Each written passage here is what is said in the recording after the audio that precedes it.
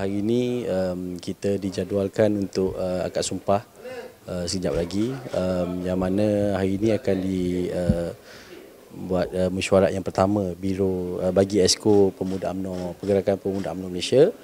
Dan alhamdulillah kalau kita lihat kepada barisan Esko yang dipilih pada kali ini dan juga dilantik pada kali ini, wajah-wajah baru yang mana yang memberi pengharapan baru kepada Pergerakan Pemuda UMNO Malaysia lah, supaya dengan wajah baru, dengan idea yang baru, mungkin ini boleh mengubah masa depan Pergerakan Pemuda UMNO Malaysia itu sendiri. Harapan saya pertama sekali, seperti yang semua tahu, bila berlakunya pemilihan dalam parti ini, sudah tentu akan berlaku sedikit perpecahan, kerana of course lah, kalau kita bertanding, kita akan mula rasa yang kalah akan rasa kecewa, yang menang akan rasa lebih daripada yang kalah. Tapi seperti yang saya kata, seperti yang semua bagi tahu, yang menang tidak menang semua dan yang kalah tidak kalah semua. Jadi saya rasa, saya berharaplah, saya personally berharap supaya selepas pada pemilihan ini, yang mana yang menang mungkin boleh ambil kira macam mana cara untuk merapatkan kembali antara yang bertanding. Sebab kita masih lagi ahli UMNO, dan setiap yang bertanding itu masih lagi ahli UMNO dan masih sayang kepada UMNO.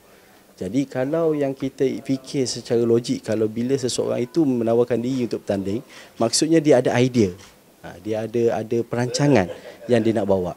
Jadi mungkin yang menang boleh ambil kira idea atau pandangan daripada pihak yang kalah juga. Itulah nasihat saya dan harapan saya, supaya dengan berlakunya proses demokrasi pemilihan parti ini, secara tidak langsung akan umbi memilih pemimpin-pemimpin yang baru untuk membawa UMNO daripada satu tahap sekarang ke tahap yang lebih baik, insya-Allah. Saya personally, saya alhamdulillah pada pemilihan kali ini juga, selain daripada memenangi salah seorang daripada Esko Pergerakan Pemuda UMNO Malaysia, saya juga telah diberi amanah oleh pemuda cawangan di bahagian Kota Baru untuk menerajui Pergerakan Pemuda UMNO bahagian Kota Baru.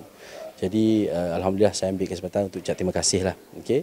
Untuk dari segi untuk PRN yang dijangka bakal berlaku pada bulan 6 ataupun bulan 7 ini, pertama untuk skop ataupun untuk bagi negeri Kelantan, kita sangat optimis bahawa untuk kita kita minta untuk rakyat Kelantan terutamanya, kita bukan nak tukar kerajaan Kelantan, okey, tapi kita mengharapkan supaya rakyat Kelantan memberi peluang kepada Barisan Nasional, UMNO terutamanya, untuk menjadi sekurang-kurangnya menjadi pembangkang yang kuat di dalam Dewan Undangan Negeri.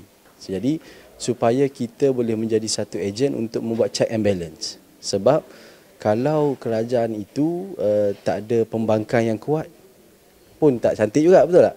Jadi harapan kita lah, kalau melihat kepada keadaan situasi berdasarkan apa yang berlaku pada PRU 15 yang lepas, kami mengharapkan di Kelantan, okey, di Kelantan kami mengharapkan supaya rakyat Kelantan memberi peluang kepada UMNO, Barisan Nasional, untuk menjadi satu ejen pembangkang yang kuat. Kalau yalah, tapi of course kita gerak kerja kita masih lagi kita akan buat, kalau bonus, kalau kita menang tukar kerajaan, bonus lah untuk kita, betul tak? Tapi sekurang-kurangnya kita mengharapkan kita menjadi pembangkang yang kuat di Kelantan, kalau dari segi pengharapannya lah. Dan saya yakin dengan perubahan ketua-ketua bahagian yang baru, kalau kita lihat di Kelantan itu sendiri, okay, di Kelantan itu sendiri daripada 14 bahagian, banyak muka-muka baru yang naik sebagai ketua bahagian. Maksudnya seperti yang saya cakap tadi, bila ada muka baru, maknanya idea ataupun gerak kerja mungkin lebih berbeza, mungkin lebih fresh, lebih segar. Jadi besarlah harapan maknanya untuk saya, orang muda, bila kita lihat ramai orang muda yang naik jadi ketua bahagian, muka-muka baru semua, maka saya mengharapkan supaya ini dapat membawa UMNO dengan lebih baik lah, dengan cara yang berbeza, insya-Allah.